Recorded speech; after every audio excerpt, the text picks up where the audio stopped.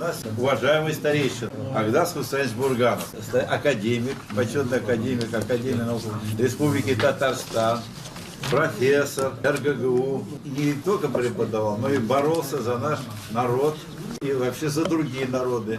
Философ, вот, который готовит к столетию свою новую книгу, между прочим.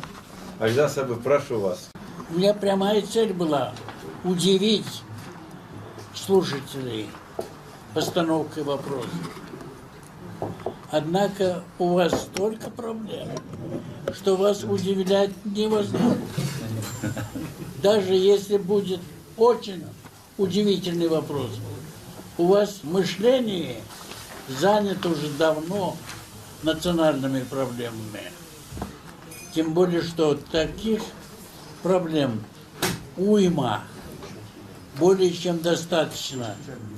К сожалению, и таким путем решить их, как тут рассуждали, невозможно. И все эти вопросы, проблемы нерешимы. Таким образом, абсолютно нерешимы. Они могут быть решимы, если по частям этот вопрос будет разбираться, любой вопрос национальный, и прямо категорично заявлено в соответствующей инстанции, что мы это считаем преступлением, неправильным, теоретически необоснованным, наоборот, политически вредным. То есть вещи называть своими именами. У вас уже, я вот послушал, мне, конечно, все это известно, я знаю. Я слишком много уже пожил на этом свете, поэтому для меня удивить трудно национальными проблемами. Но слушал вот внимательно, тем не менее, потому что каждый говорил от всего своего сердца о том, что национальный вопрос в России не решен, хотя он, конечно, ими считается давно решен. Такое впечатление создается, что к нему, как к вопросу, который надо решать, и не подходили еще по-настоящему, не подошли. Поэтому, извините меня, если я о том, чем хотел вас удивить, не буду говорить. Потому что это все слишком мизер по сравнению с теми проблемами, которые вы поднимали в своих выступлениях. Можно так? Можно. Поэтому я не буду говорить, о чем я хотел. Я хотел обратить внимание ваше на теорию, разработанную Кропоткиным. Вы знаете, вот вы перед входом на Красную площадь висит ленинская, перечень великих мыслителей. Там числится Кропоткин. Я думал, в чем дело, за что его так Ленин полюбил, что о нем называет как о великом мыслителе. Тем более, что весь марксизм-ленинизм смеялся над его теорией доброго анархического государства. Он автор этой теории доброй анархии.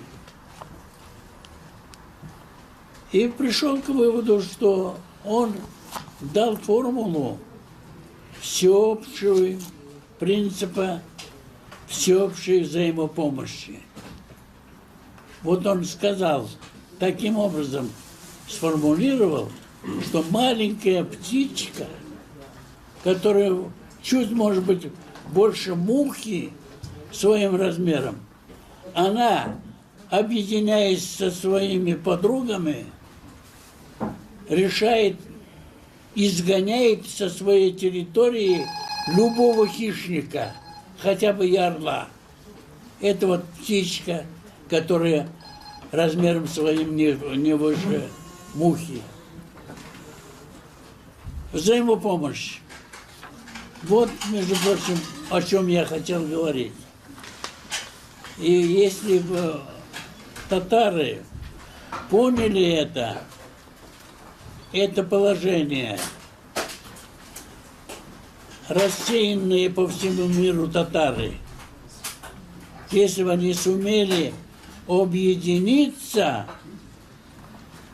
для того, чтобы решать свои проблемы, а им другого ведь никто ничего не предлагает. И никогда ни один татарский вопрос не будет решен как надо, если татары не найдут способ объединиться, не найдут способ разбогатеть, не найдут способ быть татарином среднего класса. Вот пока он не достигнет этого, не на что надеяться. А между прочим, ведь во всем мире татары. И они не маленькими группами, а очень приличными группами занимают очень большие территории. И если бы они могли объединиться хотя бы с татарами Татарстана, если бы кто-нибудь проявил такую инициативу и объединил, а из них 2 миллиона в Татарстане. Поэтому, если бы удалось объединиться только самим татарам, я не говорю, что проблема объединения татар с русскими и другими народами стоит тоже остро. Я не об этом говорю. Я говорю, хотя бы объединиться с родным языком. Вот по-татарски, чтобы можно было собраться вот здесь, вот, сесть, человек 20-30, или сколько, кто хочет. И все говорили бы на татарском языке. Предлагали бы решение проблем. Вот, если бы мы дожили до этого уровня, то был бы какой-то результат.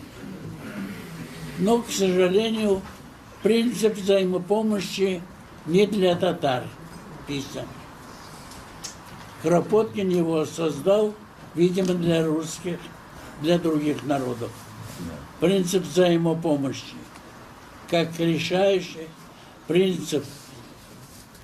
Причем очень важно знать, что татарский народ, как народ, который жил при всех режимах и был господином положения, должен понять, что другого пути выжить у него нету, как принцип взаимопомощи. Чтобы объединиться, чтобы все татары, уехавшие, Бог весть куда, в конце концов нашли способ объединяться. Другого пути просто нет. Спасибо. Значит, тогда с тобой была такая крылатая фраза, значит, татары, обогащайтесь. Вот, в принципе, основа, экономическая основа для того, чтобы защищать свои права. Как. Hayırşı bulmasınlar. Да. Kulun suzu buyurmasınlar. Bir. Да.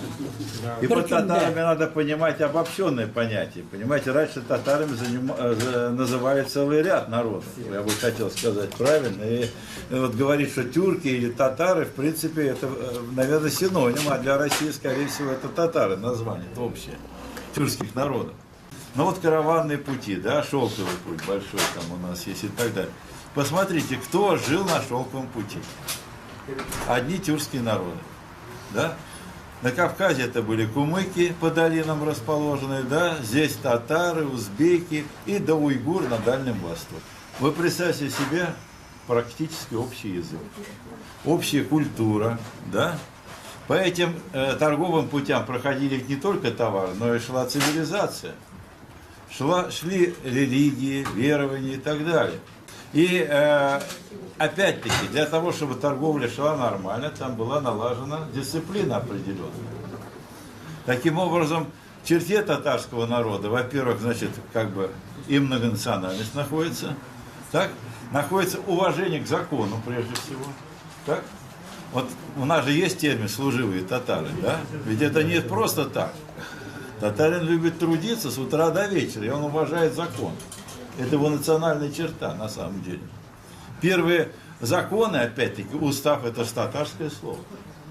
Вот законы, которые возникли в России и так далее, это пришло именно с этой цивилизации. Теперь сейчас как раз вот эти шелковые пути хотят прибрать супермонополии, которые, значит, объединяют кучку богатых, и им национальные особенности уже не нужны. И что получится с нашей землей?